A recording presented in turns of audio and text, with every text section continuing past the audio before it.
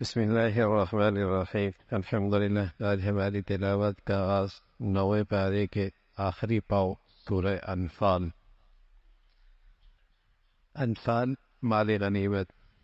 یہ صورت اس وقت نازل ہوئی کہ غزوہ بدر ہو چکا تھا اور اسلام کا پہلا غزوہ تھا، اور جس غزوے میں 3/3 بڑے لشکر پر اللہ نے مسلمانوں کو غلبہ عطا فرمایا۔ ان کی تعداد 313، دشمن کی تعداد 1000۔ وہ مسلح جتھا پورے اسلحے کے ساتھ، اور یہ تھوڑا سا تعداد معمولی سے زندگی کے معمولی سا سامان ساتھ تھا۔ 3 گنا بڑے لشکر کو مسلمانوں کے ہاتھوں سے شکست ہوئی۔ مال غنیمت سامنے آیا۔ پہلی مرتبہ آیا تو رائے میں فرق آیا، کس کو کتنا ملے گا، تو اللہ رب العزت نے انہیں خطاب کیا، ساری امت کو سبق دیا، اتفاق کی بنیاد خوف خدا ہے۔ سورت کا آغاز ہے اتقوا اللہ، اللہ سے۔ اگر اللہ کا خوف ہو اور فکر آخرت غالب ہو جائے تو بڑے جھگڑے بھی لمحوں میں ختم ہو جاتے، اور خوف خدا نہ ہو تو معمولی مولی باتیں بھی جسے کہیں کہ نفرتوں کے پہاڑ بن جاتے۔ تو امت کو تلقین فرمائی اتقوا اللہ، اللہ سے ڈرو۔ تقوی، خوف خدا، آخرت کی فکر کا غلبہ، یہ جھگڑے ختم کر دیتے اور دل صاف کرنا آسان ہو جاتا ہے۔ دلوں میں خوشگواری، محبتوں کے جذبات لانا آسان ہو جاتا ہے۔ تو صحابہ کے واسطے سے ساری امت کو تلقین فرمائی، پھر اللہ نے ان مخلص ایمان والوں کی ایمان کی گواہی دی، اور ایمان والوں کے 5 نمایاں خوبیوں کا تذکرہ فرمایا۔ 3 کا تعلق دل سے ہے، 1 کا تعلق بدن سے ہے، 1 کا تعلق مال سے۔ 5 نمایاں ایمان والوں کی خوبی ہے۔ پہلی بات فرمائی ذکر اللہ وجلت قلوبہ، اللہ کی عظمت، اللہ کی عقیدت، محبت اتنی ہے کہ اس کا ڈر دل میں بیٹھا ہوا۔ یہ ڈر وہ نہیں ہوتا جو درندے سے ہوتا ہے، کسی مہلک جانور سے ہوتا ہے۔ باپ کی عظمت دل میں ہے، شرماتا ہے۔ استاد کا احترام دل میں ہے تو ڈرتا ہے۔ سبحان اللہ، اللہ کا جو ڈر ہے نا، وہ بے سکون نہیں کرتا، اس سے سکون میں اور اضافہ ہوتا ہے، اس لیے کہ وہ ڈر عظمت کے ساتھ ہے، محبت کے ساتھ ہے، عقیدت کے ساتھ ہے، احسانات اللہ کے یاد ہے۔ یہ ڈر ہے، یہ مومن کے دل میں ہوتا ہے۔ اس لیے جب بھی اسے اللہ کی یاد آتی ہے تو اس سے حیا آتی ہے۔ ایک خوبی تو یہ ہے۔ دوسری فرمایا جب یہ قرآن سنتے ہیں تو ایمان کے نور میں اضافہ ہوتا ہے۔ اللہ ہمیں بھی ایسا قرآن پڑھنا سننا نصیب فرما دے جس سے ہمارے ایمان میں اور اضافہ ہو۔ تیسری علامت بتائی، وہ اپنے اللہ پہ اعتماد اور بھروسہ کرتے ہیں۔ اسباب اختیار کرتے ہیں لیکن کامیابی کے لیے وہ اسباب کو آخری درجہ نہیں سمجھتے، بلکہ وہ جانتے ہیں اسباب جس ذات کے ہاتھ میں ہے، نتیجہ بھی اسی کے ہاتھ میں ہے، کرے گا اللہ۔ چوتھی خوبی ان ایمان والوں کی یہ ہے، نماز قائم کرتے ہیں۔ نماز پڑھتے نہیں ہیں، نماز قائم کرتے ہیں۔ پڑھنے میں اور قائم کرنے میں فرق ہے۔ نماز قائم یہ ہوتا ہے کہ اس کے تمام آداب اور شرائط کی رعایت رکھ کے نماز پڑھنا۔ اگر یہ آداب کی شرائط نہیں رکھیں گے تو نماز پڑھنا ہوگا، قائم کرنا نہیں ہوگا۔ فرمایا نماز قائم کرتے۔ اور 5ویں خوبی بتائی، اللہ کا دیے ہوا مال خرچ کرتے ہیں۔ تو اللہ بھی نے فرمایا اولئک هم المؤمنون حقا، یہ سچے ایمان والے ہیں جن میں یہ 5 خوبی ہے۔ صحابہ کے بعد رضوان اللہ علیہ مجمعین کے بعد اس امت کی سب سے بڑی شخصیت حسن بصری رحمۃ اللہ علیہ، صحابہ کے بعد یعنی تابعین میں سب سے بڑے آدمی حسن بصری رحمۃ اللہ علیہ، ان سے کسی نے پوچھا آپ ایمان والے؟ تو حسن بصری فرمان لگے ایمان کی دو شان ہے، ایک تو وہ ایمان والا ہوتا ہے آمنت باللہ و ملائکتی و کتبی و رسلی والیوم الآخر والقدر خیری و شرہ من اللہ تعالی، ان چیزوں پر ایمان لانا، اس لحاظ سے تو میں ایمان والا ہوں۔ باقی دوسرا وہ ایمان والا ہوتا ہے جس کی اس آیت میں بتایا گیا، اس کے بارے میں کچھ نہیں کہہ سکتا، امید تو رکھتا ہوں لیکن یقین سے کچھ نہیں کہہ سکتا۔ اتنا بڑا آدمی وہ بھی یہ کہہ رہا ہے، ایک تو وہ ایمان ہے کہ ان چیزوں پر ایمان وہ تو ہے، لیکن عمل کا یہ درجہ ایمان کا، فرما اس کے بارے میں مجھے کچھ نہیں پتا، وہ تو اللہ کے علم میں ہے کہ میں ان میں ہوں یا نہیں۔ ایسے ایمان والوں کے لیے اللہ نے 3 انعام بتائے۔ پہلا انعام درجہ بلند، دوسرا انعام بخشش، تیسرا انعام عمدہ رزق۔ عمدہ رزق کیونکہ ایمان والوں کی صفات بھی 3 قسم کی تھی، ایک کا تعلق دل سے تھا تو اس کا انعام کیا ملا؟ درجہ بلند۔ ایک کا تعلق بدن سے تھا، نماز، اس کا انعام بخشش، گناہوں کی بخشش۔ تیسرا ان کی خوبی تھی اللہ کے راستے میں خرچ کرنے والے، تو انعام بھی اسی انداز کا ہے، اللہ پھر اس خرچ کرنے کا بہت عمدہ رزق عطا فرمائے، اس کا رزق بھی بڑا شاندار ہو۔ پھر غزوہ بدر کا تذکرہ ہے۔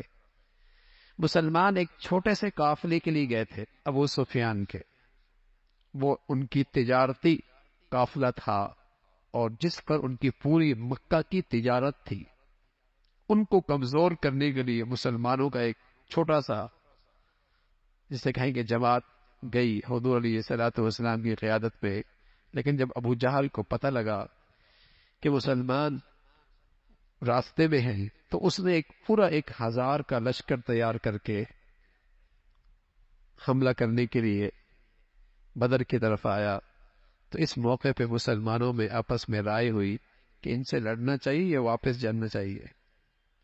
تو کچھ کا خیال آیا کہ تعداد ہی کیا ہے کہ ہم ان سے لڑیں گے، لیکن حضرت عمر کھڑے ہوئے، حضرت ابو بکر کھڑے ہوئے، حضرت مقداد کھڑے ہوئے، حضرت سعد کھڑے ہوئے رضی اللہ تعالیٰ عنہ، کہ یا رسول اللہ ہم آپ پر ایمان لائے اور آپ کا جو فیصلہ ہوگا، جو اللہ نے آپ کو بتایا ہوگا، اور اللہ ایسا لگتا ہے کہ اللہ ہم سے آج وہ کروائے گا کہ آپ کی آنکھیں ٹھنڈی ہو جائیں گی، ہم تیار ہیں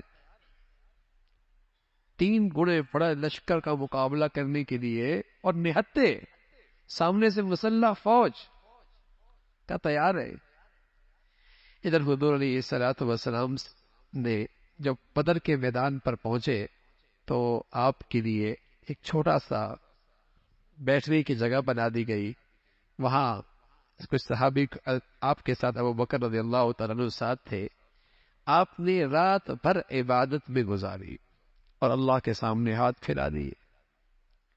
ادھر حضرات صحابہ رضوان اللہ علیہ اجمعین سفر پہ، رات کی عبادت، لیکن اللہ نے ایک ایسی نیند بھیجی جس پر سب پر نیند طاری ہو گئی، اور جیسی وہ تھوڑی دیر کی نیند طاری ہوئی تو پھر تازہ ہو گئی اور دل میں ایک سکون آ گیا۔ اس نیند کا تذکرہ ہے، میدان جنگ میں دشمن سامنے نیند آ رہی ہے، یہاں تو ٹھنڈے ٹھنڈے بستروں کے اندر بھی اور شاندار بستروں میں بھی نیند نہیں آتی، ایسا سکون آیا، اس کا تذکرہ فرمایا، اور پھر اللہ رب العزت کا وعدہ پورا ہوا اور 3 گنے بڑے لشکر کو ان مسلمانوں نے شکست دی۔ اللہ نے فرمایا تم نے نہیں مارا، یہ ہم نے مارا۔ اللہ کے فرشتے تھے جو مسلمانوں کے جذبہ بڑھا رہے تھے اور ان کے پشتوں پہ مار رہے تھے، اس لیے کہ انہوں نے اللہ اور اللہ کے رسول سے دشمنی مول لی۔ ایمان والوں سے کہا کہ یہ تمہاری کامیابی کے پیچھے ہے کیا؟ اللہ اور اللہ کے رسول کی اطاعت۔ اس لیے ہمیشہ اللہ اور اللہ کے رسول کی اطاعت کرنا، ان لوگوں کی طرح نہ ہونا جو چپایوں کی طرح ہیں، جو اپنی جسم کی نعمتوں سے فائدہ نہیں اٹھاتے، دیکھنے سے، کانوں سے، گویائی سے، جو ان سے حق نہیں سمجھتے اور حق کے تقاضے نہیں پورے کرتے، وہ تو چپایوں کی طرح ہے، روئے زمین کی بدترین مخلوق ہے۔ انسان کے اعلیٰ اور ادنا کا معیار کیا ہے؟ انسان کی شرافت اور ذلت کا معیار کیا ہے؟ انسان کے اعلیٰ اور ادنا کا معیار کیا ہے؟ بزنس بڑھاؤ، کاروبار بڑھاؤ، پیسہ بہت ہو، عہدہ بہت بڑا ہو، نہ یہ اعلیٰ اور ادنا کا معیار نہیں ہے۔ اعلیٰ اور ادنا کا معیار قرآن کا یہ ہے، اگر اللہ کا فرما بردار ہے تو وہ بہت اعلیٰ ہے، اور اگر اللہ کا فرماندار نہیں، نافرمان ہے، تو وہ تو جانور ہے، وہ تو چپایا ہے، وہ تو انسان کہلانے کے لائق ہی نہیں ہے۔ ان شر الدواب، زمین کے بدترین چپائے ہیں وہ، جو اپنی جسم کی نعمتوں سے فائدہ اٹھا کر اللہ کے نہیں بنتے، تو بدترین چپائے ہیں۔ اس کا تذکرہ فرمایا، پھر ایمان والوں کو تلقین فرمائی، اس فتنے سے ڈرو جو فتنہ صرف گنہگاروں پہ نہیں آئے گا، جو فتنہ صرف گنہگاروں پہ نہیں آئے گا، ان لوگوں پر بھی آئے گا جنہوں نے گناہ دیکھا اور گناہ کو نہ روکا، گناہ دیکھا اور گناہ کو نہیں روکا، ان پر بھی وہ اللہ کا عذاب آئے گا۔ اس فتنے سے بچو، اس کا تذکرہ فرمایا۔ اللہ اور اللہ کے رسول سے خیانت نہ کرو، اگر تم تقوی اختیار کرو گے اللہ رب العزت تمہاری خطائیں معاف فرما دیں گے اور تمہیں ایک نور عطا فرمائیں گے جس سے تمہیں صحیح اور غلط، بدعت اور سنت، حق اور باطل کی تمیز ہونے لگے گی۔ اللہ تمہیں ایک ایسا نور نصیب فرما دیں گے۔ رسول اللہ صلی اللہ علیہ وسلم نے اس نور کے بارے میں فرمایا، اتقوا فراست المؤمن فإنه ينظر بنور اللہ، مومن کی فراست سے بچو، وہ اللہ کے نور سے دیکھتا ہے۔ یہ فراست دل کی آنکھوں کا نام ہے، یہ فراست دل کی روشنی کا نام ہے۔ جب آدمی حلال کھاتا ہے اور پاکیزہ کھاتا ہے اور اپنی آنکھوں کی حفاظت کرتا ہے اور اپنے اعضاء اور جوارح کو گناہوں سے بچاتا ہے، اللہ اس کی بصیرت اور اس کی فراست کو بڑھا دیتا ہے، اس کی سمجھ بوجھ میں اضافہ کر دیتے ہیں۔ وہ اچھے فیصلے کرتا ہے، اچھا مشورہ دیتا ہے، اچھی رائے رکھتا ہے، زندگی کا صحیح مقصد سامنے رکھتا ہے۔ یہ بصیرت اللہ رب العزت تقوی اور نیکی کی برکت سے عطا فرما دیتے ہیں۔ قرآن کے اندر فرمایا، کفار کہا کرتے تھے، اگر آپ کا کہا ہوا دین سچا ہے تو پھر اللہ کی ہم پر پتھروں کی بارش کیوں نہیں ہوتی؟ تو اللہ رب العزت نے جواب دیا، جب تک آپ ان میں ہیں ان پر عذاب نہیں آئے، ان پہ عذاب نہیں آئے۔ اور دوسری صورت یہ ہے، جب تک آپ کی امت اللہ سے معافیاں مانگتی رہے گی تب بھی اللہ کا عذاب نہیں آئے گا۔ اللہ کے نبی تو ہم میں موجود نہیں، لیکن ایک نسخہ آج بھی موجود ہے، اور وہ ہے استغفار۔ گناہ ہو جاتا ہے، لیکن اگر یہ امت معافیاں مانگتی رہے گی اللہ کے عذاب سے محفوظ ہو جائے گی۔ کفار کو اپنے خدمت پر بڑا ناز تھا، کہتے تھے ہم تو مسجد حرام کے متولی ہیں، ہم تو مسجد حرام کی خدمت کرتے ہیں، ہم متولی ہیں۔ اللہ فرما رہا ہے متولی نہیں، متولی تو وہ ہوتا ہے جو اللہ سے ڈرتا ہے۔ تم تو مسلط ہو، تم تو مسلط ہو۔ اصل متولی اللہ کے گھر وہ ہوتا ہے جو پرہیزگار ہو، جو اللہ والا ہو، جو نیک ہو، وہ متولی ہوتا ہے۔ باقی تو مسجدوں پہ لوگ مسلط ہوتے ہیں، مسجدوں کے جسے کہیں کہ مسلط شدہ ہوتے ہیں، تو انہیں اس بات پر فخر ہوتا تھا کہ ہم مسجدوں کی، مسجد حرام کی خدمت کرتے ہیں۔ اس کی مذمت فرمائی، ایک دن آئے گا جب اچھے برے کی تمیز ہو، اچھے برے الگ الگ ہو جائیں گے، اس کا تذکرہ فرمایا۔ پھر اہل ایمان کو تلقین فرمائی، جہاد اس وقت تک رہے گا جب تک کہ اللہ کا دین پورے طور پہ غالب نہ ہو جائے۔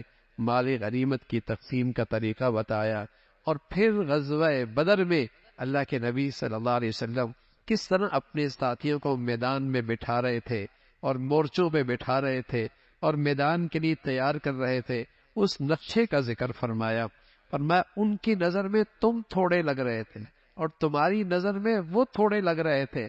اللہ چاہتا تھا کہ یہ معاملہ ہو جائے، یہ معاملہ ہو جائے، تاکہ آج اللہ حق اور باطل کا فیصلہ فرما دے اور سر کی آنکھوں سے دنیا دیکھے کہ حق والوں کے ساتھ کیسی اللہ کی مدد اور نصرت ہوئی، اس کا تذکرہ فرمایا۔ لیکن میدان جہاد میں کامیابی کے اصول بھی بتائے۔ اللہ کو نہ بھولنا، اللہ کو نہ بھولنا، اللہ اور اللہ کے رسول کی اطاعت کرنا، آپس میں اختلاف نہ کرنا، ثابت قدم رہنا، یہ سارے اصول بتائے تاکہ تم میدان کے اندر جمے رہو گے، پھر کامیابی تمہاری قدم چومے گی۔ سراقہ ابن مالک، اس کی شکل میں شیطان میدان میں آیا اور ان مشرکین کا حوصلہ بڑھا رہا تھا، لیکن اس نے جب فرشتوں کو دیکھا تو بھاگ نکلا اور کہنے لگا میں وہ دیکھ رہا ہوں جو تم نہیں دیکھ رہے، میں وہ دیکھ رہا ہوں جو تم نہیں دیکھ رہے۔ اس کا تذکرہ فرمایا شیطان اور بھاگا، اور پھر اللہ کے فرشتے ان مشرکین کے پشتوں پہ ضربے لگا رہے تھے۔ اسی طرح جب کافر مرتا ہے تو شیطان، اللہ کے فرشتے اس کے پشتوں پہ ضرب لگا رہے، پٹائی کر رہے ہوتے اور سخت پٹائی کر رہے ہوتے ہیں۔ یہ تو اللہ کا نظام ہے۔ اگر کافر اور منافق کا مرنا دنیا دیکھ لے تو اس کو چھوڑ کے بھاگ نکلے، اس کو چھوڑ کے بھاگ نکلے۔ بس بھائی، اللہ ایمان کے ساتھ زندگی دے اور ایمان پہ خاتمہ نصیب فرمائے۔ پھر اللہ رب العزت نے تذکرہ فرمایا کہ اس موقع پہ تو تمہارے پاس ظاہری وسائل نہیں تھے اور 100% اللہ کی مدد اور نصرت تھی، لیکن ایمان والوں کو تلقین فرمائی عسکری لحاظ سے بھی، عسکری لحاظ سے بھی، مادی لحاظ سے بھی، اور روحانی اور ایمانی لحاظ سے بھی ہمیشہ تیاری میں رہو، ہمیشہ تیاری میں رہو۔ میدان جنگ کے سامان کے لیے ہمیشہ اپنا عسکری سامان اور مادی سامان کے ساتھ ساتھ ایمانی اور روحانی لحاظ سے بھی ہمیشہ تیار رہو، اور ایسی تیاری کرو کہ تمہارا روب اور دبدبہ دشمنوں پر بیٹھ جائے۔ لیکن بدقسمتی ہے، آج پوری دنیا کا مسلمان فکری لحاظ سے بھی، علمی لحاظ سے بھی، روحانی لحاظ سے بھی اور عسکری لحاظ سے بھی غیروں کا محتاج، غیروں کا محتاج ہے۔ حالانکہ یہ سب چیزیں مسلمانوں کے دین نے ان سے کہی تھی کہ تم نے اپنے آپ کو تیار رکھنا ہے، اس کا تذکرہ فرمایا۔ پھر بتایا کہ میدان جنگ کا ساز و سامان تیار کرنا اور عسکری سامان اکٹھا کرنے کا مطلب یہ نہیں کہ جنگ ہی کرنی ہے، یہ مطلب نہیں کہ جنگ ہی کرنی ہے۔ اگر دشمن صلح کے لیے تیار ہو جائے اور صلح میں مسلمانوں کی مصلحت ہو تو صلح کرنا، اس کا تذکرہ فرمایا، اور ساتھ تلقین فرمائی کہ تمہاری الفت اور محبت کی بنیاد نیکی ہے، اور کوئی چیز تمہارے اندر محبت اور الفت نہیں پیدا کر سکتی۔ اہل ایمان کو تلقین فرمائی، اے نبی، انہیں جہاد کے لیے ابھاریے اور اللہ رب العزت کی مدد اور نصرت تمہارے ساتھ ہوگی۔ جب بدر کے قیدی آئے تو 70 قیدی گرفتار ہوئے، مشرکین کی رائے بنی اب ان کے بارے میں کیا کیا جائے۔ حضرت عمر نے فرمایا یا رسول اللہ، انہیں قتل کر دے، ان سارے کے ساروں کو قتل کر دے۔ اللہ کے نبی صلی اللہ علیہ وسلم کی وہ فطرتی شفقت، رحمت، آپ نے فرمایا فدیہ دے کر انہیں رہا کر دو۔ اللہ کی طرف سے قرآن کی آیتیں آ گئی، اللہ کو عمر کی رائے پسند آئی، اللہ تعالیٰ کو عمر کی رائے پسند آئی، اس کا تذکرہ فرمایا اور اہل ایمان کو تلقین فرمائی۔ ایمان والو، کفار سارے کے سارے آپس میں ایک دوسرے کے مددگار اور معاون ہیں، تمہارے خلاف سب متحد ہو جاتے ہیں، معاشی لحاظ سے، سرحدی لحاظ سے، مفادات کے لحاظ سے ان کا آپس میں کتنا ہی اختلاف کیوں نہ ہو، لیکن اسلام دشمنی میں سب اکٹھے ہو جاتے ہیں۔ مسلمانوں، اگر تم اکٹھے نہ ہوئے تو دنیا کو پھر فساد سے کوئی چیز نہیں بچا سکتی۔ یہ اکٹھا ہونا تو تمہاری ضرورت تھی اور تمہارا مذہب کا تقاضا تھا اور تمہارے اسلام کا تقاضا تھا کہ تم رنگ، نسل، وطن، علاقے، یہ جتنے رشتے ہیں ان سب سے بالا تر رشتہ ایمان اسلام کا رشتہ ہے، ان سب سے بڑا رشتہ ایمان اسلام کا رشتہ ہے۔ تم ایک ہو جاتے، اس کا تذکرہ فرمایا۔ پھر سورہ برات ہے۔ فتح مکہ کے بعد مسلمانوں کے ساتھ جو مشرکین کے معاہدے تھے ان تمام معاہدوں سے برات کا اعلان کر دیا، 4 مہینے کی مہلت دی، اور پھر فرمایا پھر بھی کوئی اگر میدان میں آنا چاہے، لڑنا چاہے، پھر آپ انہیں مارے اور انہیں قتل کرے۔ ان کے قتل کرنے سے مسلمانوں کے دل بھی ٹھنڈے ہوں گے، مسلمانوں کے دل بھی ٹھنڈے ہوں گے، اس لیے کہ انہوں نے ظلم کی انتہا کی ہے۔ مشرک اللہ کے گھروں کو نہیں آباد کیا کرتا، مشرک اللہ کے گھروں کو نہیں بنایا کرتا۔ اللہ کے گھروں کو بنانا اور انہیں آباد کرنا یہ ایمان والوں کا کام ہے، یہ ایمان والوں کا کام ہے۔ ایمان والے جو ہیں وہ اللہ کے گھر بناتے ہیں اور وہ اللہ کے گھروں کو آباد کرتے ہیں، جو نماز کا اہتمام کرتے ہیں اور جو زکوٰۃ دیتے ہیں اور سوائے اللہ کے اور کسی سے نہیں ڈرتے ہیں۔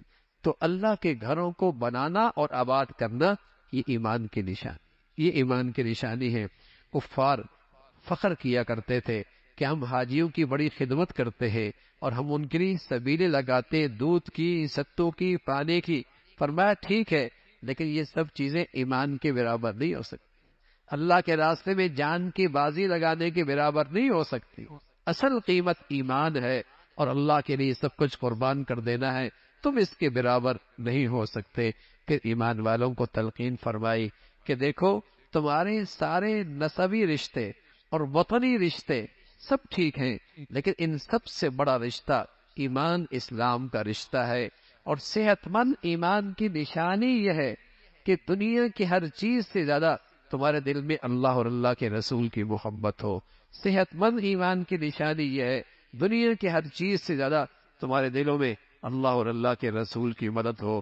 غزوہ حنین کا واقعہ ذکر فرمایا، مسلمانوں کی تعداد زیادہ تھی، خیال آیا کہ بدر میں تھوڑے تھے، جیت گئے، اب تو ہماری تعداد بڑی ہے، بس یہ خیال آنا تھا کہ میدان مشکل ہو گیا اور یہ جنگ مشکل ہو گئی، مسلمانوں کے پاؤں اکھڑنے لگے۔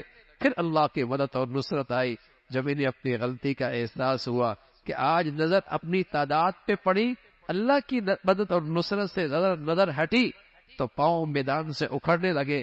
تنبیہ فرمائی، پھر اللہ کی مدد آئی اور اللہ نے کامیابی نصیب فرمائی۔ پھر فرمایا مشرک نجس ہے، یہ مسجد حرام میں داخل نہیں ہو سکتا۔ پھر یہودیوں کا غلط عقیدہ ہے کہ عزیر اللہ کے بیٹے ہیں، عیسائی کہتے ہیں عیسیٰ اللہ کے بیٹے ہیں۔ فرمایا یہ سب ان کے منہ کی باتیں ہیں، اللہ ان تمام شرکیہ رسوم سے پاک ہے، وہ ذات اپنی ذات و صفات میں اکیلی ہے، اللہ کا دین بلند ہوگا۔ اگرچہ مشرک کو یہ بات بری لگے، بہت سارے ایسے جھوٹے پیشوا ہیں جو جس سے وہ دنیا سے لوگوں سے پیسے لیتے ہیں اور رائے حق سے لوگوں کو روکتے ہیں۔ پھر زکوٰۃ نہ دینے والوں کی مذمت فرمائی، جو زکوٰۃ نہیں دیتے اور مال و دولت اکٹھے کرتے ہیں، کل یہی دولت آگ کے انگارے بنیں گے اور اس سے ان کو جسم کو جسے کہیں کہ داغا جائے گا، اس کی مذمت فرمائی۔ ایمان والوں کو تلقین فرمائی۔